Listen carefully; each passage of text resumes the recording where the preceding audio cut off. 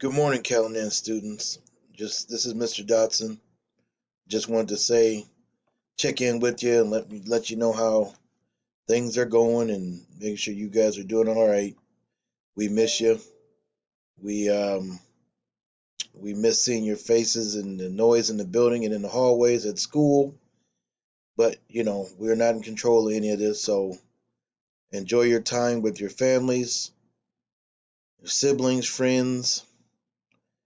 Probably shouldn't have any friends over being in quarantine, but enjoy your time with your families.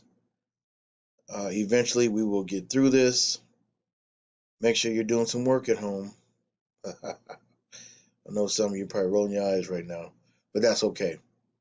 But Mr. Dotson and family, we're good. Even the cat, Cheeto, doing well. I don't know where he's at now. He's somewhere sleeping. But we're good. So email me, daryl.dotson@dmschools.org, and let me know how you're doing. Alrighty, take care.